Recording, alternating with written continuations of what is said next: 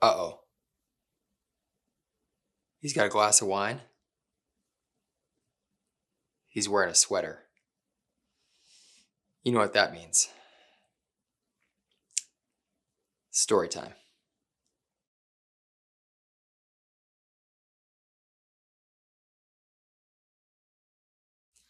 So let me start at the beginning and tell you the story. And hopefully it makes you think a little bit later today. So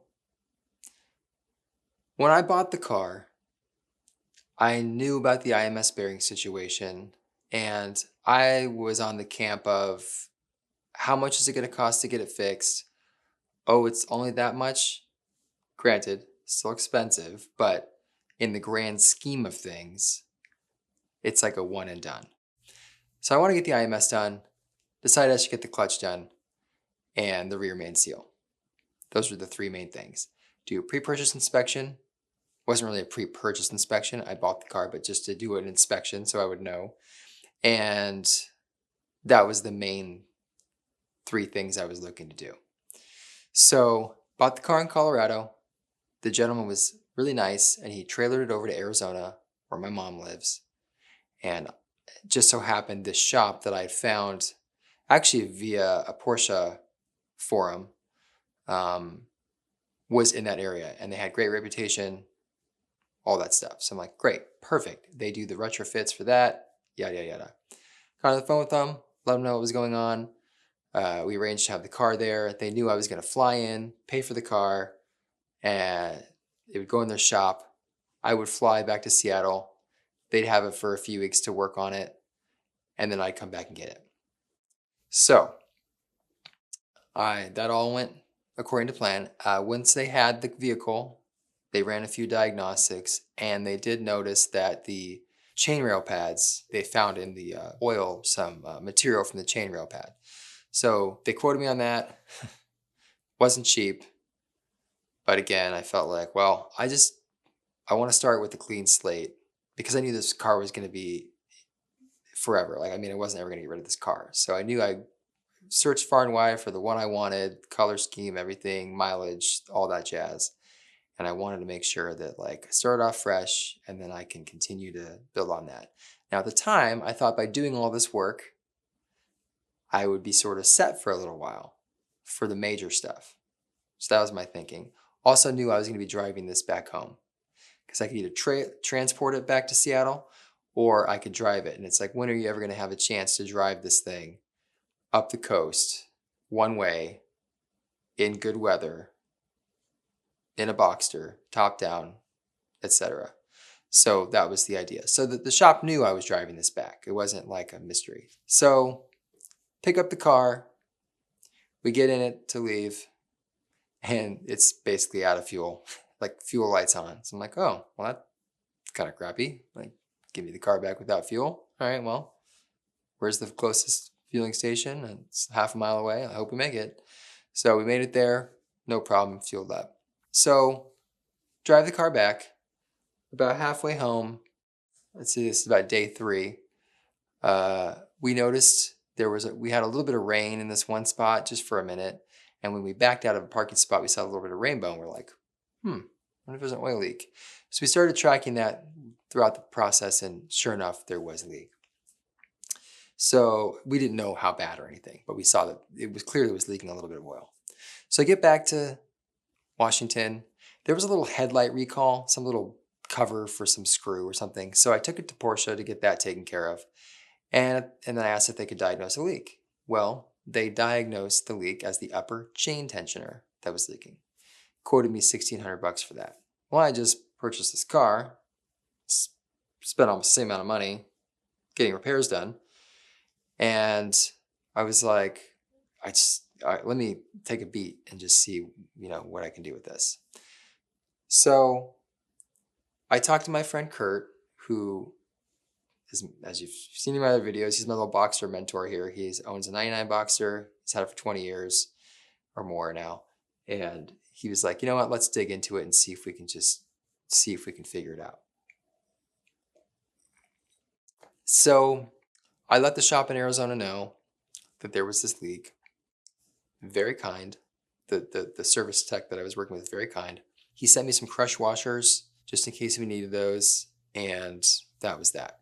So he also let me know what size socket actually, and that it needed to be a low profile to get in there.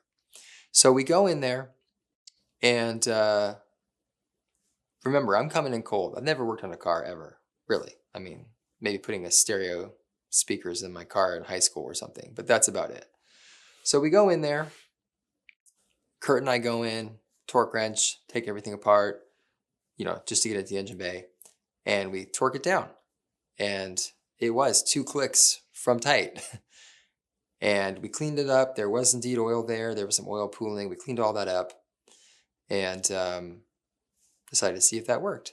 I went back in the engine compartment for a few days, every couple days after driving it, and it was bone dry. So we're like, sweet, it was just loose. The $1,600 price from Porsche was to replace the entire chain tensioner, when really all I needed to be done was tighten. I guess I can just hear the eye rolls right now. Typical dealer, right? But, that's fine. Maybe they would have actually just tightened it first, and who knows. So $10 part, this little socket, plus already having a torque wrench, and save $1,600. So I was like feeling pretty good. Like, wow, that's pretty crazy. I felt a little more confident. Like, oh, maybe I can work on this car. But I was still having leaks. So Kurt's like, buddy, you just got to break in there and do it. And so you got to get under there, diagnose it, all that. So got the car lifted in my garage, so not very high, and pulled the belly pan, started to do some investigating. The pan that's over by the transmission, I think it kind of like has a sway bar go through. I could be mistaking what that part is, but that thing had tons of oil. I'll show you an image of that. And that was probably mainly the upper chain tensioner and the blowback from driving. It was all collecting in there because there's like rocks and stuff and sand from driving. And then I noticed I got in there with brake clean and started cleaning some areas, and then I'd watch it, and there was 4 or 5 leaks. So the upper chain tensioner, you had the solenoid, valve cam cover bolts, bell housing.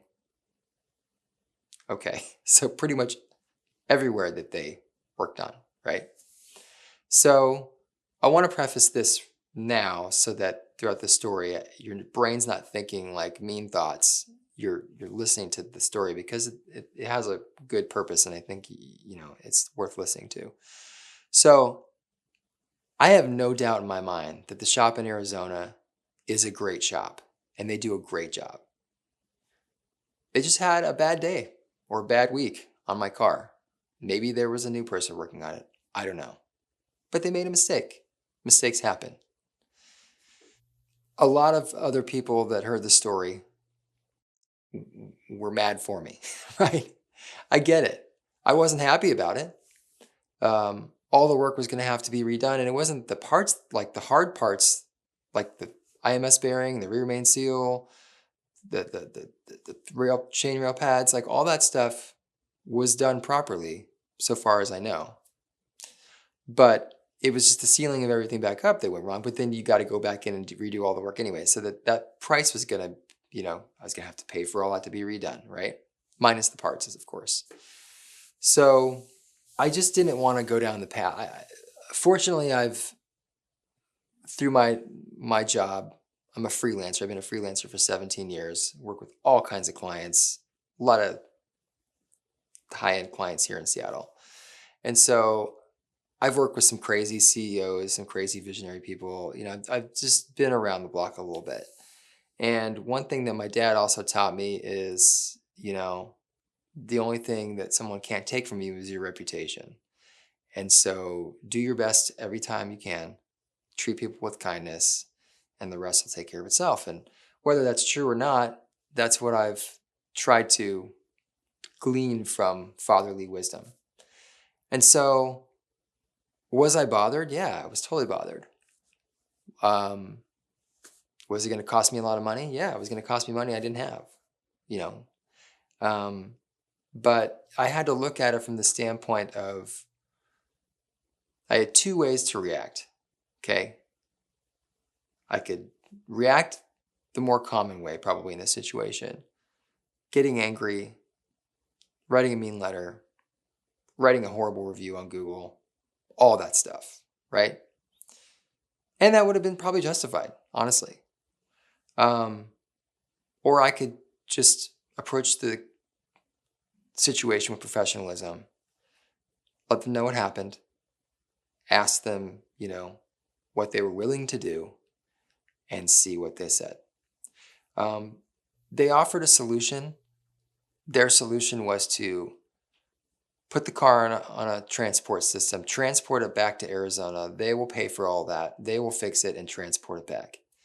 And while I can totally see why they would feel like that was the way to go from their end because they felt responsible, part of being a business owner or doing business with people, you don't just look at it from your side of things. You look at it from the picture as a whole. What's best for the customer in this situation? Does the customer want to have to worry now about the car going transport, all the way back down there, getting fixed, transported all the way back up? And then what happens if there's a problem again?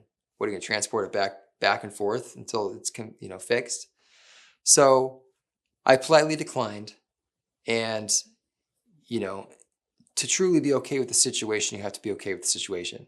So, if that's all that they had to offer, that wasn't going to work for me, and well, just chalk it up to bad luck or whatever.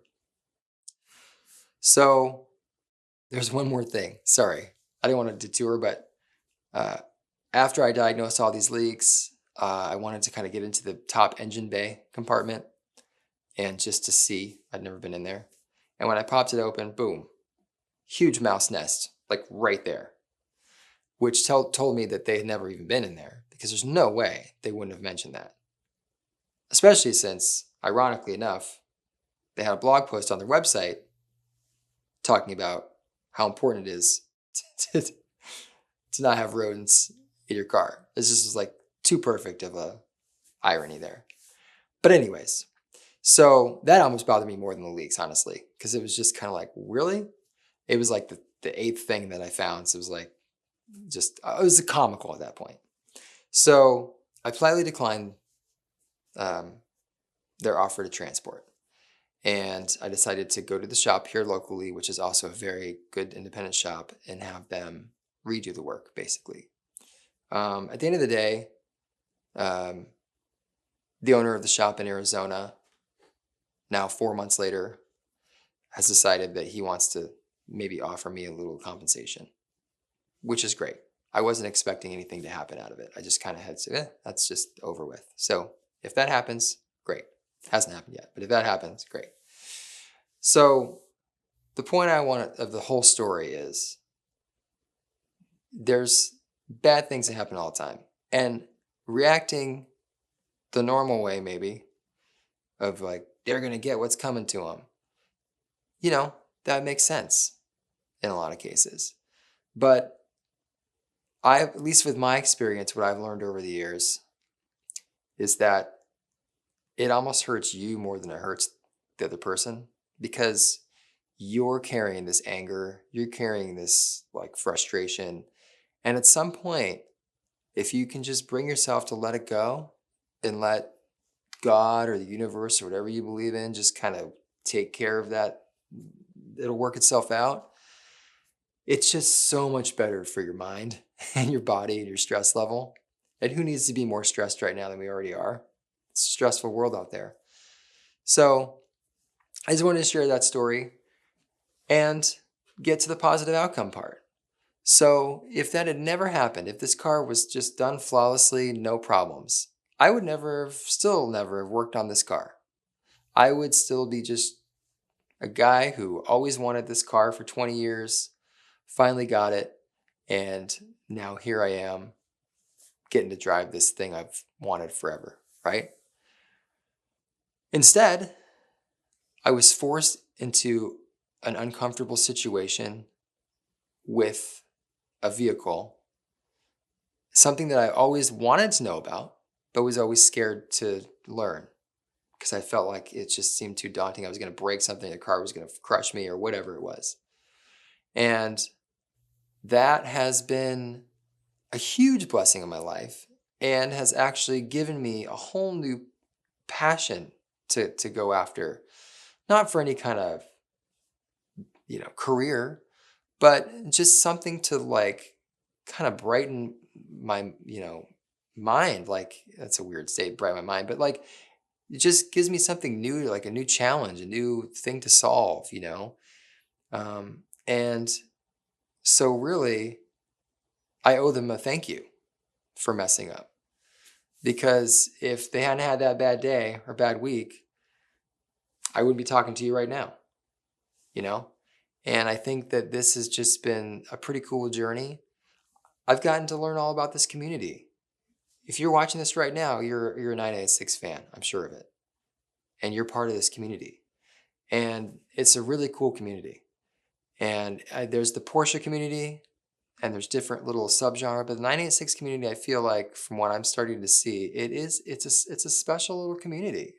It's a special little group of people, and it's really cool. And whether people love boxers or hate boxers, it doesn't matter. There's a group of people that appreciate them for what they are. They know what they're not. And so I owe a thanks to that shop for goofing up on that one. And it may have cost me some money, but I gained so much more in life experience and pride on how to work on stuff. And we'll see where it goes. It's definitely grown me as a person in an area that I always felt a little ashamed of, that I just didn't know how to work on cars, especially when my family, my uncle, my dad were all big car people. So, a toast to taking a bad situation and turning it into a positive outcome. Sorry for the long story. Hopefully, you're watching this on a Friday at happy hour or something like that. And I just wanted to share that because I know this channel is about the car, working on things like that. But this story is directly related to that car and the car that you guys love. And so if you take anything from this, you know, it will make it all the worthwhile doing this whole channel. So cheers and enjoy your Boxsters, and see you on the next one.